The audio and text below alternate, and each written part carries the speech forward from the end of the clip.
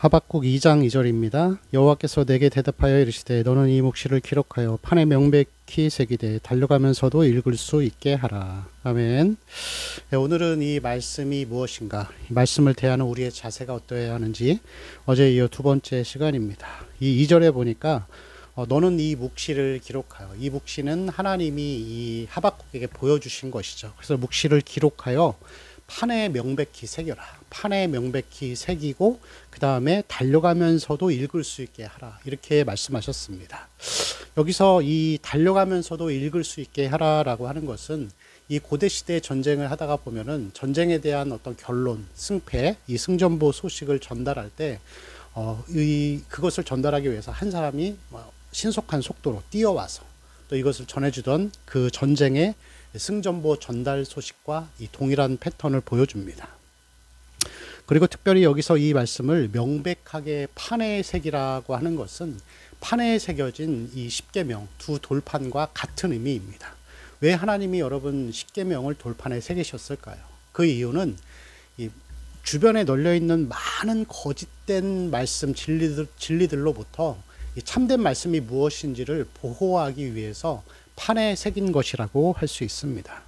여러분, 그래서 이 특별히 보면 오늘 말씀을 판에 새겨 명백하게 보라 하는 것, 명백하게 판에 새겨서 보라고 하는 이 의미는 뭐냐면은 말씀을 우리도 여전히 명백하게 보라는 것입니다. 이거는 성경을 전체적으로 보는 안목을 가지라고 주님이 우리에게 말씀하시는 것입니다. 하박국 선지자가 바랬던 것은 무엇이죠? 1장에 보니까 이 사회적인 불의함으로부터 사회를 개혁해서 악인들은 심판을 받고 의인들은 위로를 받고 보호를 받는 것이었죠.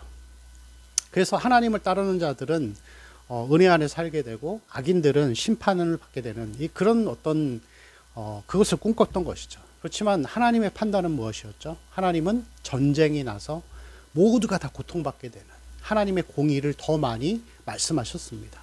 하박국 선지자도 그도 역시 하나님이 자기가 생각하는 것이 하나님의 생각과 같을 것이라고 생각했지만 하나님의 생각은 달랐습니다. 하나님은 오히려 이 사랑보다는 더 공의로움으로 모든 사람에게 책임을 물으시는 아주 어떤 이 좀 무서운 그러한 결과들을 이 하박국 선지자에게 전달해주고 있는 것을 볼 수가 있습니다. 그리고 이것을 접하게 된 이 하박국 선지자는 너무나도 놀랬겠죠. 의외였겠죠. 자기가 생각했던 것이랑 하나님의 생각이 다르다라는 것을 보면서 자기도 이 말씀은 하나님이 하박국 선지자에게도 이렇게 말씀하시는 교훈 중에 하나라고 할 수 있습니다. 성경을 명백하게 정확히 보는 안목을 우리에게 가지라고 하는 것입니다. 여러분, 성경은 전체로 잘 보아야 합니다. 구약과 신약이 있는데 어떤 사람들은 이 구약을 많이 이렇게 좀 소홀하게 생각하고 그것을 중요하게 생각하지 않기도 합니다. 그러나 여러분, 성경은 이 나무를 보는 게 아니라 숲을 바라봐야 합니다. 왜냐하면 나무만 바라보고 어떤 한 가지만을 계속해서 취하게 되면은 반드시 그거는 우리에게 삶에 많은 역효과를 불러오게 됩니다. 이단들의 특징이 그것이죠. 어떤 하나의 어떤 말씀과 교리를 이것을 중심으로 삼아서 그 중심 교리를 통하여서 성경을 다 해석하는 거예요. 이 구원파가 그래서 이단이 된 것이죠. 그들에게는 이 로마서 8장 1절과 2절이 중심 구절입니다. 그러므로 이제 예수 그리스도 안에 있는 자에게는 결코 정죄함이 없다. 결코 정죄함이 없다. 예수님이 우리의 과거, 현재, 미래의 죄를 다 용서해 주셨다. 그래서 더 이상 그들은 회개도 하지 않고 거룩한 삶도 살아가지 않고 그냥 이미 다 자유하면서 사는 거예요. 이게 완전 잘못된 교리가 돼버린 거죠. 어느 한쪽만을 보니까 그렇게 되는 것입니다. 여러분, 이것은 우리에게도 하나님이 말씀하고 계신 것입니다. 하나님의 사랑과 하나님의 공의 가운데에서 우리는 어떤 곳에 치우쳐 있을까요? 만약에 우리가 이 사랑에 많이 치우쳐 있다면은 이 하나님의 공의도 알게 해달라고 또 기도하고 성경을 명백히 볼 수 있도록 성경을 꾸준히 읽고 많이 읽는 그러한 훈련들을 해야 하는 것입니다. 건강하지 못한 신앙의 특징은 한쪽만을 계속 얘기하는 것이죠. 요즘에 이 시대의 한국교회의 모습이 딱 그런 모습인데 거의 말씀의 내용이 하나님의 사랑과 위로와 인도 이것만 계속 얘기하고 하나님의 어떤 한쪽 성품만 계속 얘기하는 것이죠.